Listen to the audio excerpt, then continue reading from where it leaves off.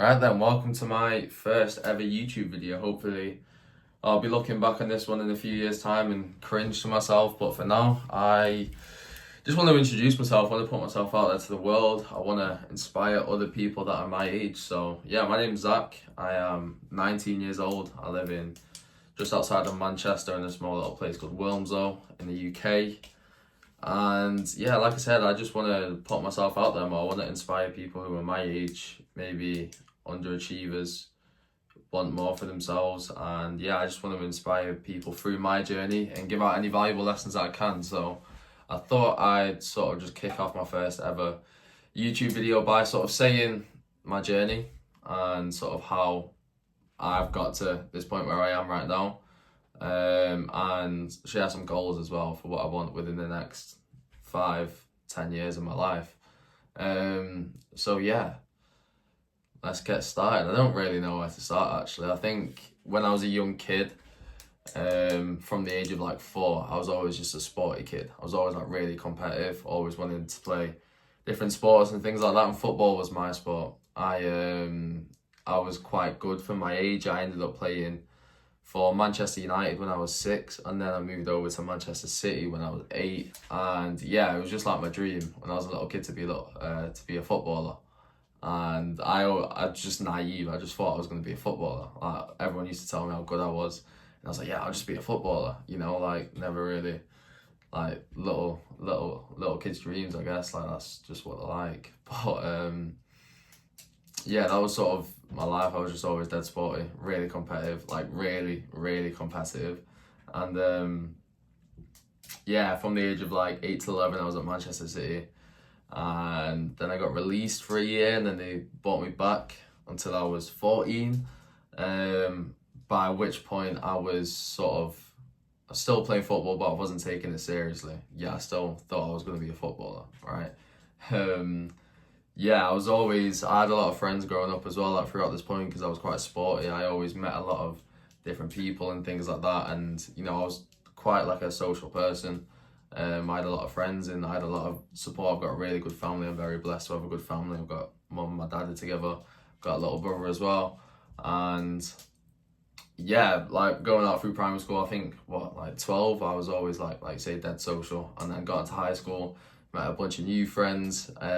Sort of didn't fall out of love with football, but I just didn't show as much interested. I wasn't passionate about improving anymore. I was still playing for Manchester City, but by the time I got to like 13, 14, I guess you could say I probably got into like the wrong group of friends for me. I had a lot of bad habits. I started smoking weed and vaping, just doing like all that stupid shit. And yeah, by that point when I was like 13, 14, I had those bad habits, and then you sort of just lose interest, I guess. I never really thought about my future, never really cared about my future. I mean, I'm only like 13, 14, but just never really thought about it. And yeah, come 13, COVID hit, and I was at quite a low point then. I was getting into a bit of trouble at school. I was falling out with my parents all the time.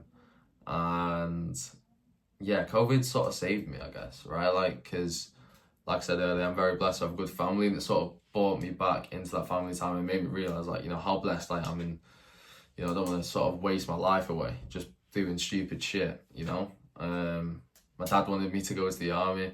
I never went, but obviously, yeah, COVID really did save me, and I started playing football again. Started getting really sporty, but I still had no idea what to do. I never really listened in school up until the last year when I did my GCSEs. Yeah, I was never like really academic. University was just like off the cards for me. I'm never really interested in that. None of my family ever went to university, so maybe that was a reason, but I don't know. And then yeah, got out of COVID. I sort of still had a few bad habits and things like that, but I wasn't as rebellious or antisocial, I guess you could say. Or like, I didn't have all of the bad habits that I used to have. And you know, I knew that I was capable of doing really well for myself. You know, like I'd seen it in sports. I know that like whenever I revised for a test, I did really well, but I just wasn't consistent. I really sort of struggled by the point of like year 10, year 11, like 15, 16, finding like a proper friend group. I never really felt like I guess you could say I was understood. Isn't not in like a soppy way or anything, but I just never really felt like I found my proper friend group. I always felt like a bit of like I was different to everyone else. Not in an arrogant way. As in like I was just never understood by many of my friends. I never really fitted into any sort of friend group in school, I guess you could say, when I was older, like 15, 16. And yeah, then GCSEs came around and I only did 7 GCSEs in the BTEC. I had to do extra English and I was like, my grades were really bad. For anyone, like the guys in the UK who were young know this, like I was getting like 2s and 3s predicted.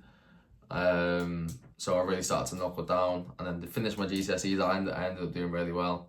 I got all 6s and 7s throughout, and you know, knuckling down in that period of my life towards my GCSEs and really focusing on that, not really going out as much, sort of proved to myself that, you know, I could actually, you know, when I put my head down and I focus on something, I can actually do it, right? And that was a bit of a confidence booster for myself. And yeah, by this point, like when you get to 16, people start asking, I guess, like, you know, what do you want to do when you're older?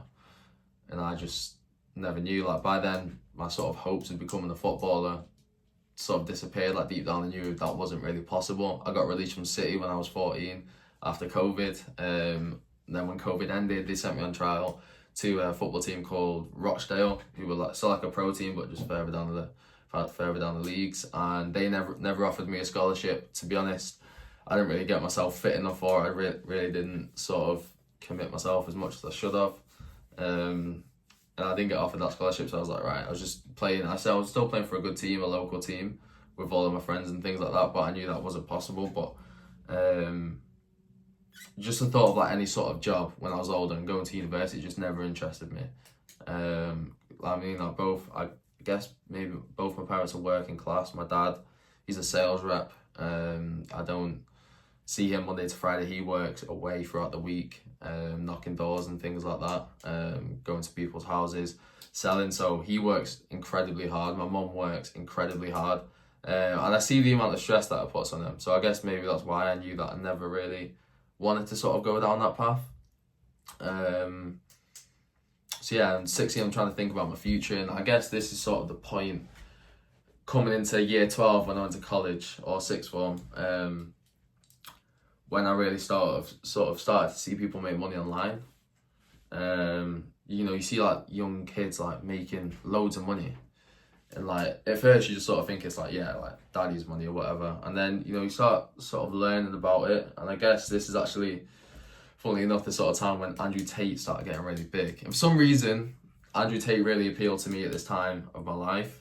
Obviously now looking back, I can understand why. I was a bit of a lost kid, a little bit confused. Obviously didn't really know what I wanted to do with my life. And, you know, like obviously teachers and things in school, like you don't really get that direction. Like say, a lot of people at 16, especially young boys, are sort of lost. And I think Andrew Tate, like I'll be open to admit, he really appealed to me. So I ended up buying his Hustlers University course, the first ever course that I bought for like £50 a month, $49 a month. I remember because that was really expensive at the time. I was working 3 part-time jobs. As soon as I got into college, I was working at Hickory's Smokehouse. I was working in the pizza place, and I was also football coaching as well. So I was working really hard. So yeah, I spent $50 a month in this course, and then that's when I started to learn the skill that they taught inside of that course, which was email marketing. First ever sort of online skill that I learned. And I still have that skill to this day. It's actually a really valuable skill. And that's when I was like, fuck it, I'm just gonna like start learning the skill, start practicing how to write emails, how to set up email automations, how to, you know, everything around sort of email marketing. I was by no means like an expert, but I was, for 3 months, I just practiced writing emails and subject lines and setting up automations on ConvertKit and MailChimp and all these different softwares. And yeah, that's when it all started. I was 17 in December, I think. Yeah, I would have been 17 in December. And that's when I hired my first mentor. It was a big move. Obviously, again, I just, like, when you get to college, people start talking about university and all these things, like you got to write a personal statement or whatever. I never did any of that. I was like, no. I was like, fuck it, I'm just going to go all in on this. I would never get home from school. I used to wake up in the morning to go to the gym at 6 o'clock. I'd, I'd go to the gym because I'd never want to go after school. I'd always want to sort of work. Get in the morning, go gym at 6, get a sauna and a shower, and then 7:30 till like 8:30, I just like work on like my email marketing, and that's when I'm going on rabbit holes here, but if anyone's still listening, I appreciate it. And yeah, that's when I invested in my mentor. Now, I was, like I said, I was working 3 jobs. I saved up a decent amount of money. I think I had like $1.5 grand in the bank, and this mentor was $1 grand. He kind of got me, and now that I know a little bit about sales, he said it's 1.5 grand, but if you're paying the call right now, it's $1 grand. And he was a one-on-one coach.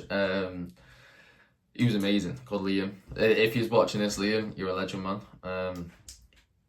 And yeah, I invested that money. Once you make that investment, like, it's like, right, okay, it's all in. You know, you can't go back. There's no going back. You just sort of commit. I started posting on social media. Anyone can find my page at ZH_eMarketing. And that's when all my friends in school started to know about me, because I turned my like personal Instagram account into this old account. And yeah, I signed my first client. She was a social media coach, and I just offered to work with her for free. I was sort of scared to ask for price, and then I think she ended up paying me like £70. Yeah, crazy, but I did that, and then come year 13, I was doing my A levels. I did psychology, economics, and PE. I used to do business, but then I dropped business after a couple of weeks to do economics because I just didn't like it. The teacher owned like a dog walking business. It's like, she just seemed miserable, so I was like, I'm not doing that anyway. Did economics, did psychology, did PE. I absolutely loved it. I went through these phases in college where, you know, like I was really enjoying my subjects, and then like I'd have a few months where I just like rarely come in and sort of give up. I'm like, fuck school. Just went through these phases constantly, but I was the captain of the sixth form football team. We was really successful as well. I absolutely loved that. That was sort of like the main reason why I stayed in. And yeah, I'm just going on little tangents really. I've not wrote anything down, but that's, by this point, I've invested in my mentor, signed my first client, and yeah, I actually ended up taking like a year off just because I wanted to revise my A levels. God, yeah, it was about 9 months off. I still had my Instagram account. I still did like little bits of outreach, and still like I was still email copywriting on the side. I actually enjoyed copywriting. It's a skill that I enjoy, and just writing things down. But yeah, I'd focus on my A levels. And by this point as well, I had to keep working those 3 jobs because I actually saved up to go on a 1-month trip at the end, just after I finished my A levels, to a small little island called Borneo. If you don't know where it is, it's just sort of Southeast Asia, just sort of below Thailand, I guess you could say. And I was saving up for this trip. It was £4,000 for the month, like accommodation included, food and things like that. So it was quite expensive, but I was like, I want to do it. You know, we did like a 1-week trek through the rainforest. It's quite a third world country, very poverty stricken. Poverty stricken, is that a word? I don't know. Poverty struck, I think that's the word. I was like, yeah, I want to do it. I want to get out of the UK. I've only ever really been to Turkey and Benidorm on like all-inclusive holidays. So I wanted to get out, wanted to go travel. So I saved up for that, but that was taking like £300 a month out of my account. It was paying like a direct debit.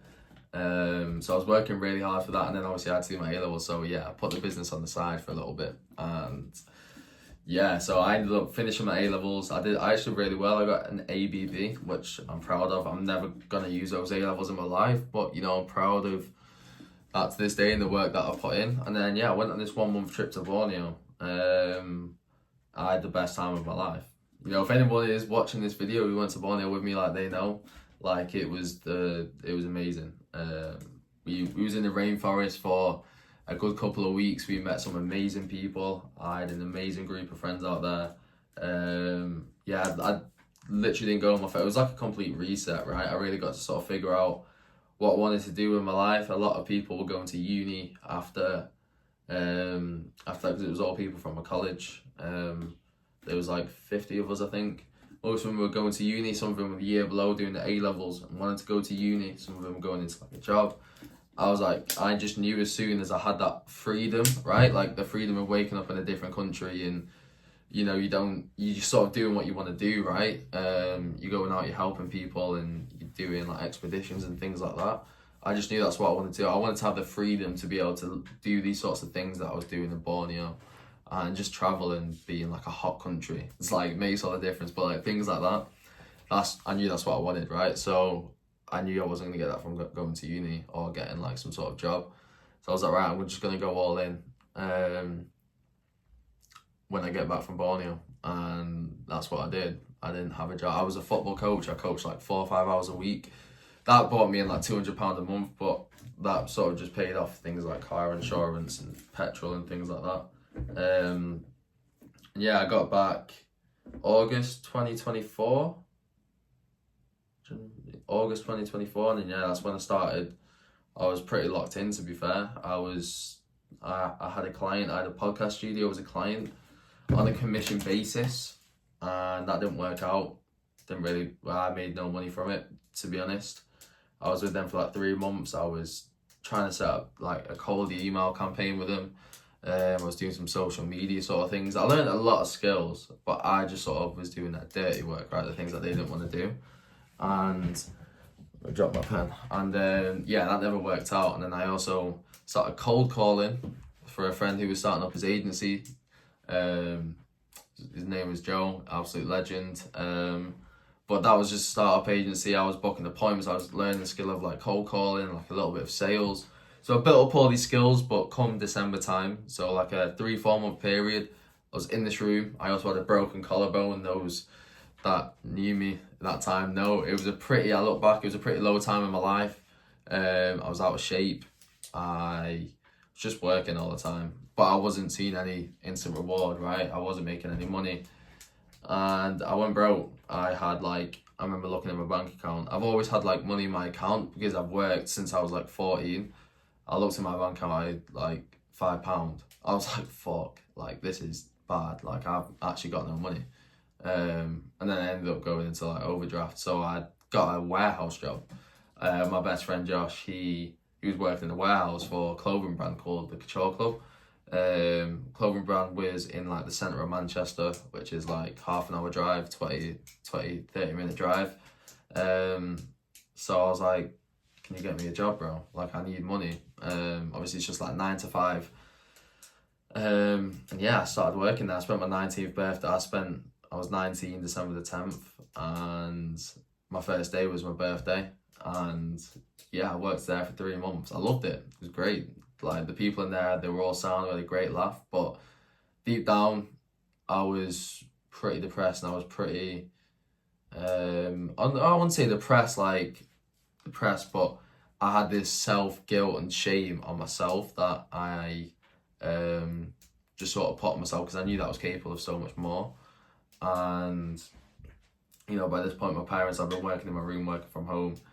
You know, I really wanted to make money online. I really wanted to make this work. I really wanted to have the freedom to travel and, you know, live this sort of online lifestyle where I'm not constrained by a boss or a job or things like that. And I just lost faith in the process, I guess. I was probably doing the wrong things as well. I made obviously a lot of mistakes. I was working for people who wasn't really making any money. I learned skills, but I didn't know how to provide value myself to get paid. So yeah, I spent these 3 months in the warehouse. Like I said, I had a great time. I had a great laugh. And I was actually going to get into a tech sales role or an investment banking role. I got off the degree apprenticeship. Those in the UK know that like they're actually quite hard to get, right? But I did work experience in this one place in a bank in the centre of town, Manchester. And yeah, they wanted me to go and work with them just after New Year's. That was a great opportunity. Obviously it's like 22k a year or 24k a year, and like you get your degree paid for in that. It's a nice office in Manchester. And like everyone's telling me to take it, and then I also got offered a tech sales role, which is like 24k a year plus commission for like a big tech firm in Salford, like just outside Manchester. And this was like February time, but throughout the month of like December to February, I was just applying for remote sales roles, as an appointment setter. I had a few interviews. I didn't get the role, and then I got offered this one role, and I had the choice between going down. The tech sales was the one that appealed to me most. That was the role that I was going to go with, or the appointment setting role, the remote sales role, which is, just for those that don't know about remote sales, it's commission based. You get paid on the results that you get, right? So, you know, if you book an appointment and, you know, they close to be a $5,000 deal, you can get like 5-10% of it. For me, it's like 8%. So, you know, you can make really good money, but it's just like value driven. You get paid off the value that you bring to the company. So it's obviously a lot more risky because you've got no income guaranteed. And yeah, I had this decision between taking this remote sales role and taking this tech sales role, and everyone told me to take the tech sales. Like, you'd be stupid not to. It was a great opportunity. Like, tech sales is obviously a really good career to get into. Got the office in Manchester, it's got the vibes, but I chose a remote sales job, and yeah, that didn't go down too well, to be honest, with my family. I had a lot of fallouts from my parents, especially my dad. You know, like, not having to go with them, but they'd seen me work for 4 months from August to December, just pretty down. You know, working in my bedroom, long hours, fucking cold calling and shit. They just wanted to see me do well, right? So yeah, I had to battle with them for like a month. And also, I had to prove to myself that I could do it. I didn't know that I could make this work, you know? And like the first month, I was like, oh, is it gonna work? You know, I made like 250 quid. It was definitely rough, you know, like I had a lot of people telling me I was stupid. Most people probably wrote me off, to be honest. Which just added more fuel to the fire. And this was, landed the role mid-March. I quit the warehouse job after a week of getting this remote sales job, because I was like, right, I want to get out of this warehouse. If I'm going to do it, I've just got to go all in. I've got to burn the boats. I'd saved it like $1,000 after working there for 3 months. So I was like, right, okay, I can survive for like 3 months. If 4 months, if I keep my costs low, I'm just going to go all in on this 4 months. And yeah, I'm doing it now, and it's turned out to be successful. I'm earning double, triple the amount that I was in the warehouse working full time. I'm earning double, triple the amount that I would be if I took that path. But you know, it was definitely a tough time in my life, and by this point now, yeah, it's been a mad journey. There's a lot of things that I've missed out, but you know, that's essentially it. I wanted to be a footballer growing up, sort of lost my passion for it, fell into a bad friend group like everyone does, you know. I was an underachiever, right? I always knew I had a lot of potential to fulfill, and I underachieved. And yeah, that's pretty much it. Wanted to be a footballer, did my GCSEs, started learning how to make money online, failed a fuck ton of times, worked in a warehouse, and got a remote sales job, and now I'm here. I'm also posting content on my Instagram. This is my first YouTube video, and yes, the only way is up from here. Like, you know, there's much more figures to come. I'm earning around 3 to 5, 6K a month, which is amazing for my age, right? But my goals are much bigger than that, especially for the end of this year. For the years to come, when I'm 21, 25, I've got much bigger goals for that, and I'm not going to settle until I reach them. So yeah, that's it. This video is getting quite long now, so I did want to sort of talk about my goals and where I want to be in the next 1, 3, 5 year, 10-year goals, because I mapped those things out. So if you want to make a video on that, then comment down below. I'll be happy to make it. I actually really enjoyed this. So yeah, let me know what sort of content you guys want to see on here, or if you want to just see me just keep posting on Instagram. I've got a new whiteboard, so I want to sort of post some value-based videos about the knowledge that I've accumulated over this sort of journey. But yeah, that's about it. If you've made it this long, honestly, I really appreciate it. Keep following the journey. There's going to be a lot of big things coming throughout this next year. So yeah, thank you so much, and I'll see you in the next one. Cheers.